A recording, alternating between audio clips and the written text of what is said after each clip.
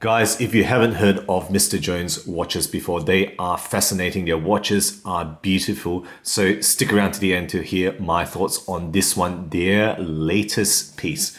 So guys, this is the outer packaging. I'll let you feast your eyes on, the details of the watch here, the stuff that they have.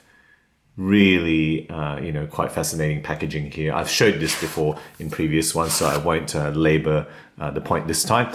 So the wood box inside, or MDF, I should say, it is actually, got some spillability, probably 2.5, not supremely so, but there we have it. Usually they will come with an instruction sheet, but of course I am a collaborator, so they haven't actually given it to me.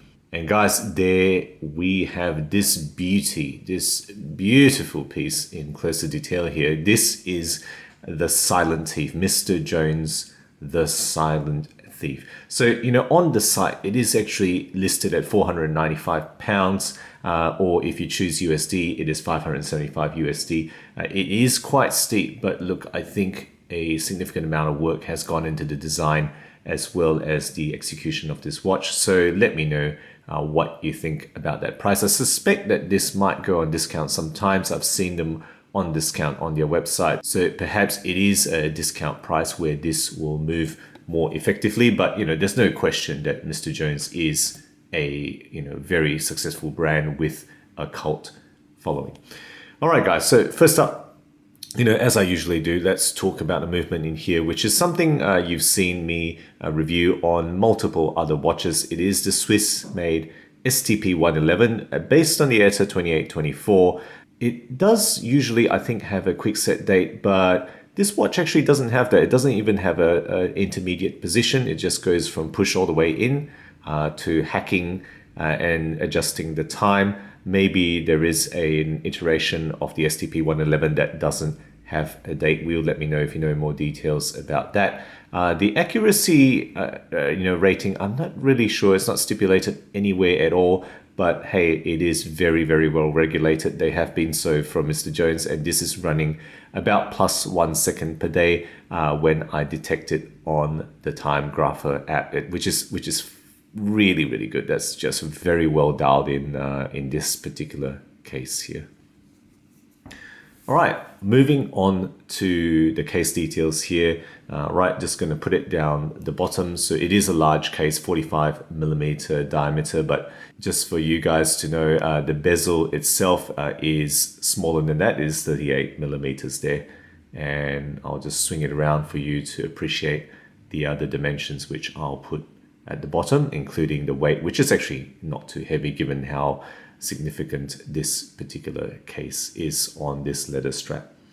In terms of finishing, as you can see there, they've gone for 100% polish, and I think that's not a bad thing for, the purpose of this watch. At least part of the purpose really is to catch the eye. So going for 100% polish is not a bad way to do it. I would have preferred perhaps to see some intervening finishing, like maybe some brushing over the lugs, for example, just to show some craftsmanship. But, this is, I think, acceptable. Certainly the case is actually pretty well done. In terms of the case back, what we have here is, of course, as you can see, a screw down case back with a display window there. The crown, again, another conversation piece here, is located at about 1030. And immediately when people see this, they do ask me, why is the crown in that position? And that, I think, is just because it makes people ask about it. So it's got a pushed in, plain crown. The water resistant rating is just 50 meters. With leather strap, you're not going to try to get this wet, certainly not underwater. I guess you could swap it out if you do want to get it a bit more wet. But, this is not a piece for sports or swimming. So 50 meters, I think, is fine. Right, going into the dial here. The dial here, of course, is an absolute star of this piece here. So what we have here is an adorned magpie that is perched on the glass, right in the center of the watch. So that is behind the glass, and along with the periphery of the glass here has the chaptering there, which is actually executed on the under surface of the glass, I think. Now this is palladium gilded, so parts of the shimmer that you can see on this watch here is because it's palladium, and yes, that is Tony Stark Iron Man arc reactor stuff. The seconds disc is executed to cause the eye of the magpie to roll. So hopefully I'll capture this in some of the macro shots I'll see here. But that's really fascinating. I didn't realize that at first, and then when I look closely, I said, is this magpie following me around as I pan this watch? It isn't really, but hey, that's a cool little effect they have there. The hour and minute discs, I guess they're not really hands, they're discs, has kaleidoscopic effects of a lot of intricate detail there they've done on those discs, and as they go around you can see the effect. I'm just going to pull it up here to show you how the time adjusts. So as you can see, the hour disc on the inside and the minute discs on the outside there. So fascinating effect that it has here. And as I turn it around, look at the effect. It just mesmerizes. Of course, that's not going to go around very fast, but hey, there's a lot of detail in this style as you stare at it, and that's exactly what it's meant to do. It's meant to draw your eye into it and make you just study those little details for enjoyment.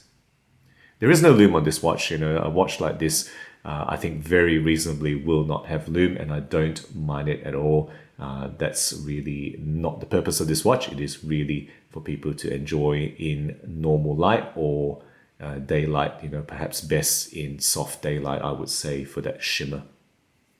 Right, moving on. The top of the watch is a flat sapphire crystal. It does have anti-reflective coating there, and that coating is actually pretty well done.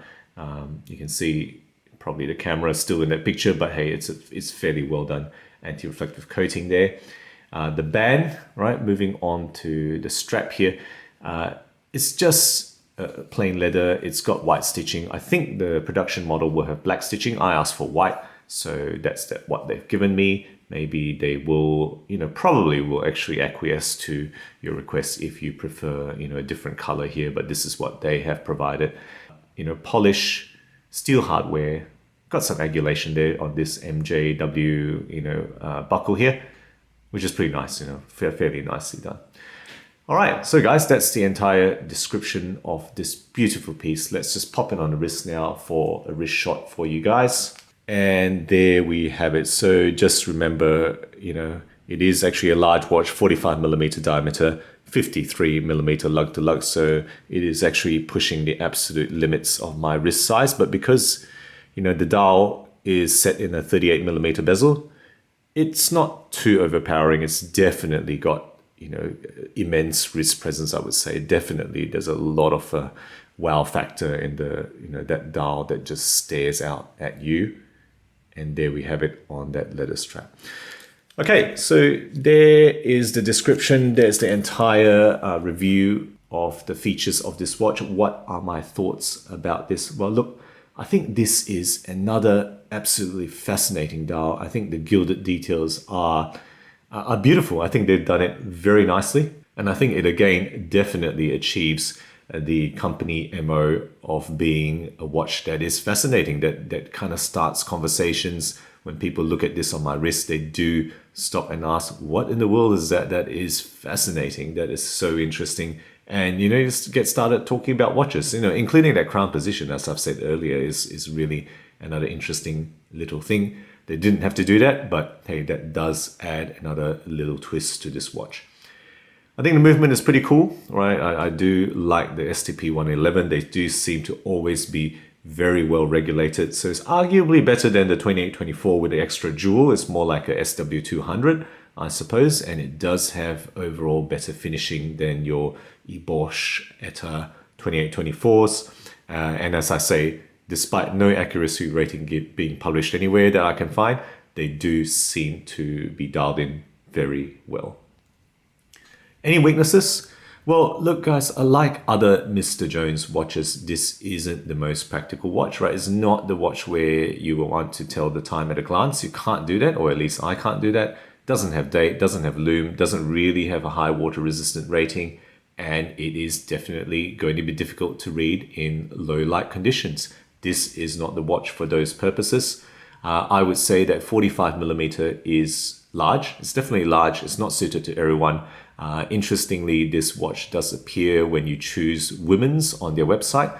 I would say that, my wife shouldn't wear this. This is far too large for her wrists and definitely too large for the wrists of many ladies that I know. But hey, that's just my view on this. The price, right, £495 exceeds many entry-level Swiss brands and a myriad of other options from other micro brands. It is functionally a simple watch, as I said, no lume, no date, etc. But hey, this is not why you go for Mr. Jones watch. You're paying for design, you're paying for originality, you're paying for the craftsmanship. This magpie, the gilding there, done by hand, right? Applied by hand and then lacquered by hand. So there is some intensity of labor that has gone into this. You're not going to get this for very, very cheap. I think the price is not entirely unfair, but I would like to hear what you guys think about that. Most of all, you're paying, I think, for the absolute originality of their watches, and that is still somewhat of a holy grail for many micro brands, right? Complete originality seems to elude many micro brands, not so Mr. Jones. Okay guys, there you go. Those are my thoughts on the Silent Thief. Let's turn it around now for the wrap up.